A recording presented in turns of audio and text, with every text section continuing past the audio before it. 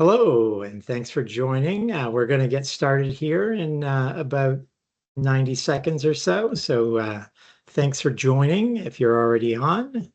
Excellent. Thanks for joining us. And we will again get started here in a minute or so. So I see people coming in now. So we'll give it 1 minute or so and we'll get started.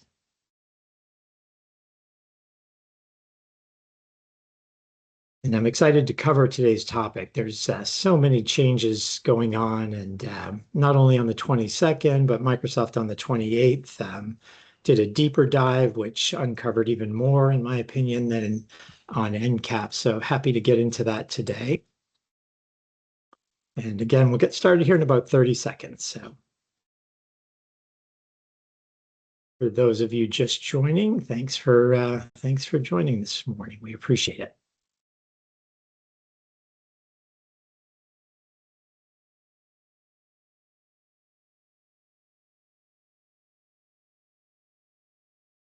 Okay, let's dive in here. And the topic for today is the 6 FY27 changes that decide whether Microsoft pays you or not. So for all of you that have joined, thank you and good morning. I appreciate you making the time. And what I'd like to do is I'd like to start with somewhere very uncomfortable. And that is that on July 1st, Microsoft started enforcing the rules that decide whether you get paid. And almost nobody in this market has felt it yet. And it wasn't because the rates, it wasn't even the new rules that Microsoft has put in place. It's the enforcement. So before we get started, a quick word on me, Rob Fegan. I've been inside the Microsoft partner ecosystem for coming up on 20 years now. And today at RYZE, what we do is that we don't advise on the Microsoft motion. We install it on live accounts next to your partner teams, next to your seller teams. And so my promise for you today is for the next 30 minutes, I'm not narrating the incentives guide. I'm giving you the 10% that actually moves your money, the 6 places that change decides whether you get paid or not, plus some things that you can do this week. And I'll keep a little bit of time at the end. So with that, let's get started on why this change was so easy, in my opinion, to miss. This year, it was almost a different species of change from Microsoft. Historically, when a rate gets cut, you see it from day one, you react.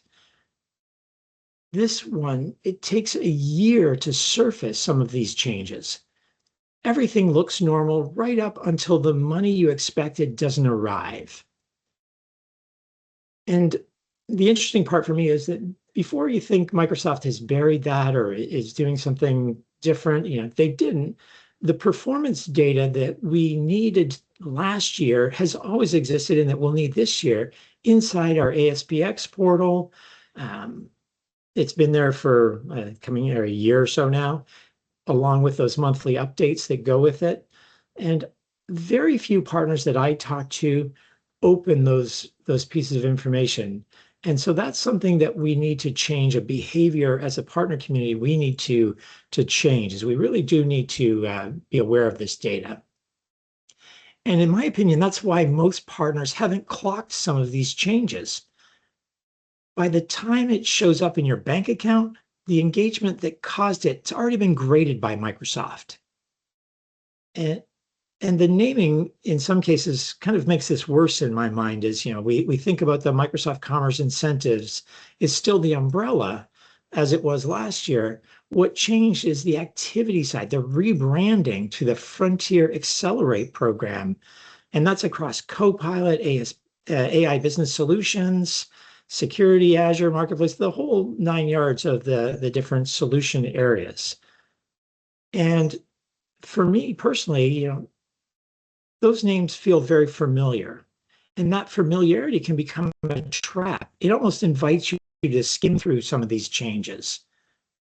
But underneath all 6 changes, there's really one big shift in my mind.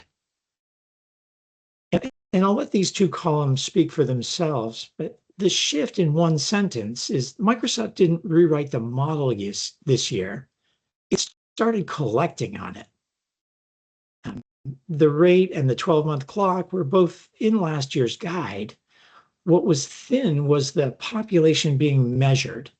An engagement gets 3 months of grace before it starts counting. Then there's the quarterly checkpoints with the final measurement in month 13. So for most of last year, the rate that was being calculated on a handful of engagements. This year, the big change is that it's calculated on a full 12 months of them. And just to know that last year's following you into this year. Microsoft was explicit in FY26 engagements, kept being measured into FY27 or will be measured into FY27 for the rest of their window. And the ones that missed their milestones could still potentially pause new nominations. And we'll talk more about that in a minute. But that reaches back into the past, and we need to think about accounts that we normally wouldn't have checked in on. So something there. And then one quick carve out is around FY26 co-pilot engagements. They stay on last year's methodology, so nobody's judged against the requirements, the agent requirements specifically. It didn't exist when we sold or were delivering the work historically. So just a quick call out there. But let's jump into the six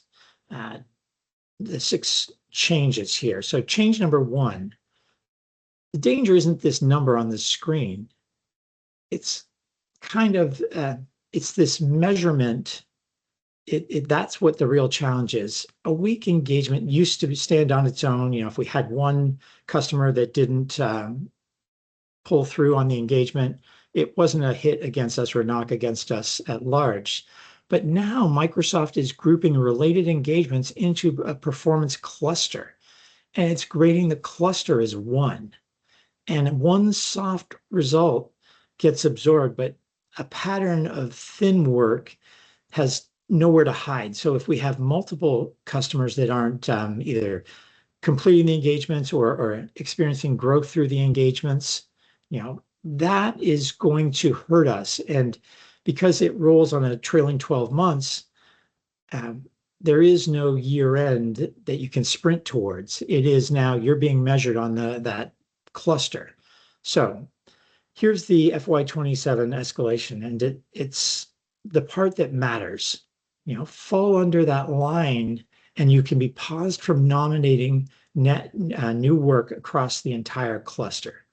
Not just the engagement itself that failed, but a whole product line closes to you, not just one project. And so, being precise, there's three things. It starts evaluating the three engagements. So if you have 10 engagements, 3 of those, you need to have 3+ of those that are experiencing growth to continue to hit your metric there that you see on the screen, so that you can continue to leverage the outcomes or leverage the programs that this is covering. So let me just ask, you can use the reactions button here, but let me ask the question, does anyone on the call today know what their portfolio rate is today? So, can you thumbs up that you are comfortable saying, yeah, we know that when we run engagements, we have roughly a 30, 40, 50% conversion ratio on successful engagements.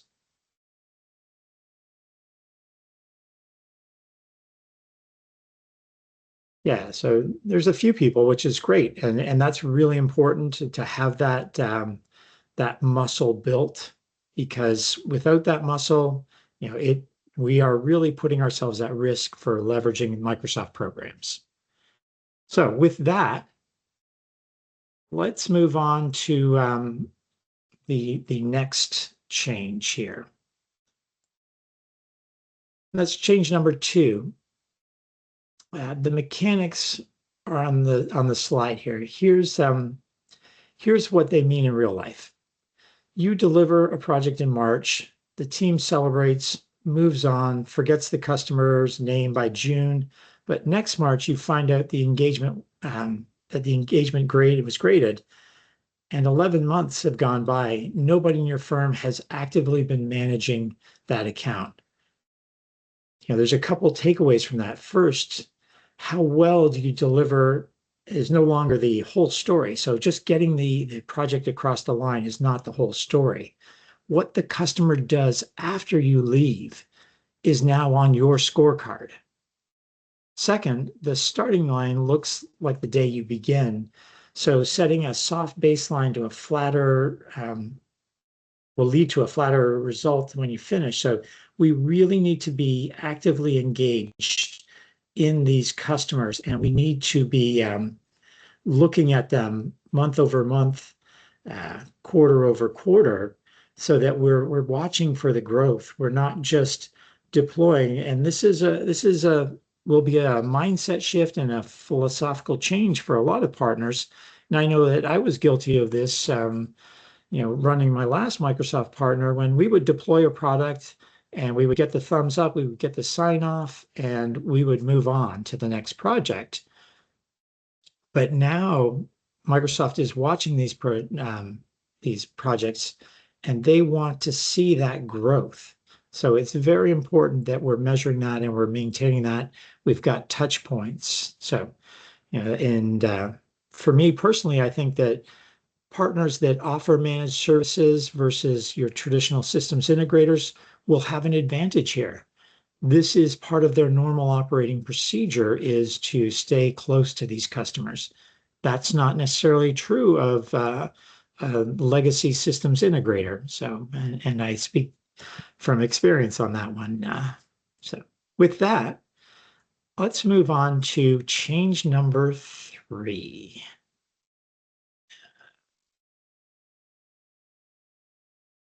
Sorry, just having a little technical difficulty here. Sandy, are you still seeing, oh, there we go. Okay, change number 3. Sorry about that. It was lagging on my end. So change number 3. The claims machine is now the liability. Now, think about, I'm still seeing slide 2. Okay, yeah. I'm going to stop sharing for just a moment and I'll be right back.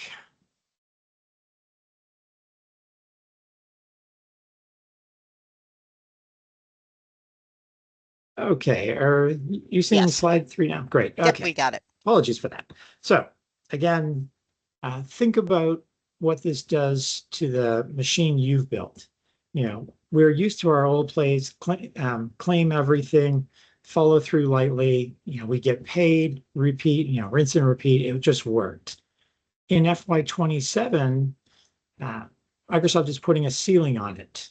In this new year, effective July 1st, a hard cap on concurrent active claims by solution area is going to be enforced. So if you're a local partner, that's if you're not a global partner, a GSI, that number is going to be 25 for modern work, 25 for biz apps, and so on. Copilot and security get a larger quantity, but you can watch your own cap status in Partner Center. And on Azure, the pre-sales and post-sales ratio is tightened up as well. It's 3 to 1 down from 2 to 1. So you can't stack pre-sales claims without post-sales work behind them. So those are some very fundamental changes, and the per tenant limits matter. Most engagements allow 1 approved claim per tenant per fiscal, and the Copilot, the engagements go to 4. So just something to be aware of there is that we now have these caps that we need to be aware of that weren't there historically. And so for those partners that leveraged incentives without the back end sort of work behind them, the post-sales work, that can present a new gate for you. So I just want to make sure that everyone's aware of that. That can limit your claim volume. So that's the next one. Let's move on to the next change, which is change number 4. And this is a big one. If you write down one day from today, make this one the one. It's the one that is going to hurt the most partners, in my opinion. So, you would do some simple math from today. We're roughly 5 months out from January 1st. And the specialization is not something you just file and you get it in a week. It carries a real requirement that has real lead time. And 5 months is a lot tighter than it sounds. And be careful with the bridge here. It only covers partners specifically for Copilot. If you're in the Jumpstart program, you have to have that new Copilot specialization by January 1st. And you'll also note, or it was noted in the FY27, that a lot of the incentive programs are now gated by specializations. So if you don't have a plan around specialization, the blunt truth is you're just going to miss out. You're not going to be able to access the rates, the engagements, the incentives, and those richest engagements are going to be closed to you. So specializations are the new gate. Historically, we were thinking designations. We were getting the designations. There was an announcement about collapsing the designations down to 3 different ones. But we can't treat the designations as a compliance checkbox and have ops handle it now. This is a revenue blocker today. And you have to build your roadmap, back from January 1st as an example, and figure out how you are going to achieve these different designations, because without the designations and the specializations, it's going to be very challenging for you to access and leverage or benefit from these different incentive programs. So think of it again as a revenue gap now, not as an operational compliance requirement or a checkbox. It truly is a revenue gap now. So with that, let's move on to change number 5. And I'm going to guess, like many of you, this is one that I didn't see coming. So we're going to sit in this one for a minute. And I've got on the screen there, one tenant, not one project. And I'll talk about what that means in a minute. But let's use the modern work or security. Your result is not calculated at your project level anymore. It's calculated at the customer tenant level against that engagement of qualifying products or solution areas, if you will. Which means, and this is the part that's hard to really, yeah, exactly. This is the part that's really hard to figure out, which is another partner selling a similar or the same sort of products or in the same solution area into that same tenant, and has the ability to drag the good work that you're doing down, even though you delivered flawlessly, you delivered your project to spec or even above spec, you're seeing great results for that customer. If someone else is in there, they can drag you down. They can impact your access to money in that account, because Microsoft is looking at this at the tenant level now. So sit with that for just a second. Perfect delivery, happy customer, and you still get graded poorly because someone else you've never met is in there. So for me, that's got a lot of things going around in my head here. It's almost like it's the end of the lone wolf partner, ignoring the rest of the tenant used to be fine. We now it's live and we have real financial exposure. So this opens up all kinds of avenues in my mind around different P2P motions, and one of the things that kind of makes me chuckle a little bit is that, for so many years, Microsoft was just be great at one thing, just be great at one thing, do that one thing. Well, now today, if we just do that one thing, we risk this, there's this new risk to us as a partner. And so I'm not saying you have to be a master of everything, but it wouldn't hurt to have your insight into the other areas of work the customer's doing. And if you can, partner up with other partners that have specializations or skills in areas that are complementary to yours. I would definitely consider that as I'm moving forward. So you have more access and information. You have more insight is really, I guess, what I'm trying to say there. So that's the first thing. So that's something to keep in mind here, that this is a real challenge. So let's see. There's some caveats around Azure post sales. It works a little bit differently than, say, Modern Worker Security. It tracks the specific subscription IDs you submit. So if you think about the problem itself, stepping back, I look at it more as that modern work biz apps security problem, if you will. I guess modern work and biz apps are all one. So, but that's where I really view this as a big change. So, just a quick show of hands. How many people knew of this or were expecting this, or if this was a surprise to you? Just a thumbs up if this was a surprise to you as a partner.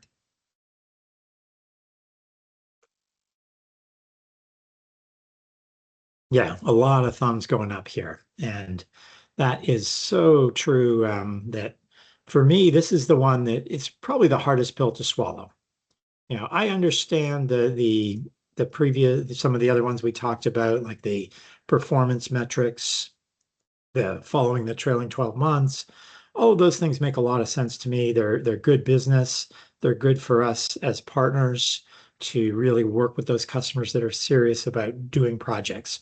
But this one, this one's more challenging. So for those of us that are in the modern work, biz app security area, my advice is to really look at this holistically and how can you expand your footprint. So let's move on to change number 6 and the last change. I don't think it'll be any shock that POE, the whole POE process is challenging, and this way in particular is probably one of the most maddening ways to lose money there is. You did the work and you're still not getting paid. And that for me, the trap here is hiding in plain sight. One of the 3 pieces of proof depends on the customer doing something, the customer attestation. You can't close it alone, and if you leave it at the end, you're going back and have to ask the worst possible moment. You're rushing through it, when a project is cold and everyone's moved on. So that's number one. And again, the clock always feels very tight to me. 30 days from nomination to customer consent, 90 days from consent to deliver and submit proof. That time goes very quickly, and then up to 30 days for Microsoft to review and 45 days after that approval. Just keeps going on and on. So my honest diagnosis here is that if claims in your shop are a quarterly fire drill, this model is one of the big risks for you as well. This can cost you a lot of money that you have already doled out to doing the work, and you've already earned it. The only version that works is handling this as proof as you go. So that's a hard one to adjust, but that's all 6 of the changes that I see that, right out of the gate, we need to, as partners, be aware of. We need to build systems around.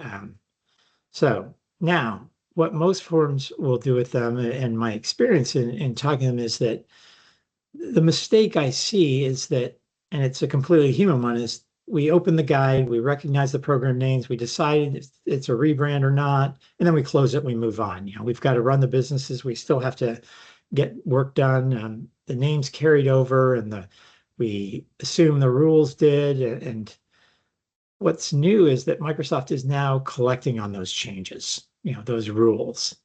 And if you use this timeline as a backdrop, there's 4 dates on the screen there, none of which move because we're busy. The point to sit with here is the divide it creates. Firms that move now will still have 12 months to build that muscle before they're graded. Firms that wait until they inherit the hole or they're trying to dig themselves out, it will be too late. So I don't want you to leave worried. I want you to leave with the one idea that makes this manageable. Okay, and that is that this is not 6 different problems. It's one problem. And so don't count them as 6 individual things. This is one change wearing 6 hats. Microsoft rewrote the model around a single idea, accountability, which rewards firms for running a Microsoft system and punishes those firms that are winging it. If you're winging it one at a time, here's why the framing decides everything. And I mean this literally. If you walk out believing that you have 6 problems, you'll handle them, or you'll hand them to 6 different people and solve none of them because they're inherently interlocked. Fix one in isolation and the other one just creates more chaos for you. And if you walk out believing that you have one problem, you build one system, and that's the system that handles all of these. So shifting that belief from 6 to 1 is the first thing that I'd like you to consider today, is that you have one problem, which brings me briefly to what we do about that. And I'll keep this short because the second feels like a sales thing. Your guard goes up. The only thing I want you to take from this slide is the credibility behind it. We didn't react in FY27. We've been installing this exact operating motion on partner accounts for the last couple of years, and now the real change is Microsoft is enforcing it. The firms that are already running, really not that much is going to change. You have a system in place. You now know that you can just continue operating as business as usual. So if anything, here is genuinely surprising to you, that's the tell. Microsoft is being run ad hoc in your firm, and it's sort of reactionary. That's the challenge you're faced with, is that that's not going to be sustainable in the future. Not to besides the fact that how quickly Microsoft is moving this fiscal year, we have to start running a system so that it is repeatable. And all the 4 capabilities that you see here, you can read through each of them, but these are the things that you need to install inside your business. So you have to decide how you're measuring your customers. You have to have that named owner for that growth. You have to have that designation roadmap. And you have to, and this number 4 to me is the killer here, that proof of discipline. And something I didn't mention earlier that is important in the proof slide was that if you're working on compete deals, this proof of discipline and this proof of execution becomes even more challenging because you have more assets you have to provide. So you really need a system in place to do that. And for me, again, this same sort of high-level rules, but it's going to be 2 very different outcomes for these 2 different types of partners, those that are winging it and those that are running a system. So the structure is one thing here you can start with changing today. We talked about those 6 changes. It's not like you need to go out and do something radically different, but you do need to make sure you're looking at all 6 changes holistically, as I said, as one versus as multiple. And as it says on the screen there, the gap between these 2 paths isn't your capability. If you're on this call, you are a very capable partner. You are here for a reason. You're already proven yourself. It's really around the structure of how you manage the Microsoft relationship. And so for me, that's the one thing that I believe RYZE can help every partner with. And to do that, we've created a 8-week accelerator program that's going to start at the beginning of September. And it's designed for partners, whether you're a services partner, a licensing partner, an MSP. It is designed to help you put the pieces in place to effectively co-sell with Microsoft, to effectively ensure that you're getting you're meeting the requirements Microsoft has laid out for you, and you're taking advantage of all the incentives, the dollars that are available to you, and you're driving the maximum amount of margin for every deal. So for me, it is incredibly important that people know how to take advantage of this system. I spend a great deal of time and energy sharing this content, and this program, this accelerator program, is bringing all that into one 8-week program to get you started, get you moving, making sure that you're fully taking advantage of everything. And to do that, we've capped the program at 12 companies so that people are getting the attention that they deserve to be successful. And it's a one-time investment of $69.95, starts on September the 9th. So with that, now, how do you go ahead and get started? Well, what I am requesting you do is start with booking a diagnostic call. We'll make sure the program is right for you. I don't want you to spend the money if it is not the right program for you. If you're not ready for it, we will tell you that. We will also give you a diagnostic of where you are and sort of the things that I see you need to do. So if that's of interest, if you think I might be interested in this program, or I'm not sure where I am today and if it's right for me, this is how to get started. Start with booking your call, and we will take you through that.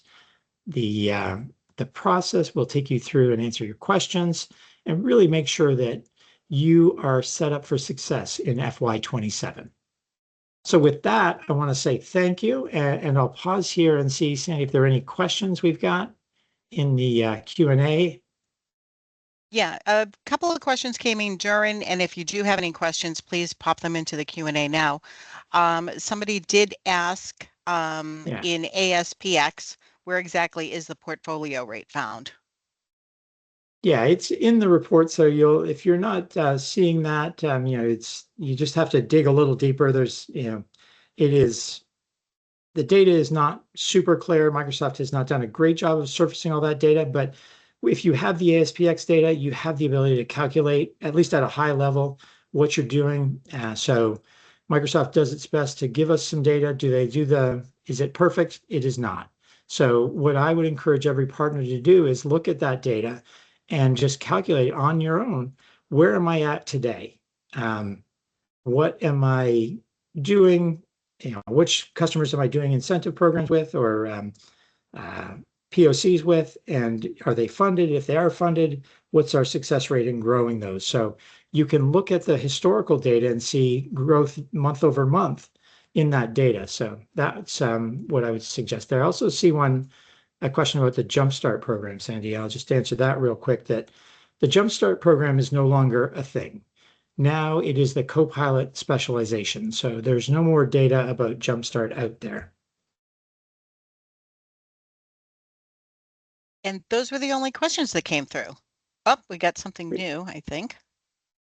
Oh, it's just a thank you about the ASPX question. Yeah. You're very excellent. welcome. Well, thank you for joining today. I appreciate everyone's time, and thanks for giving us a few extra minutes. If you want to get on the calendar, just scan that QR code, and we will be glad to connect with you and have a discussion. So again, thank you all for joining. Much appreciated. Thanks, everybody.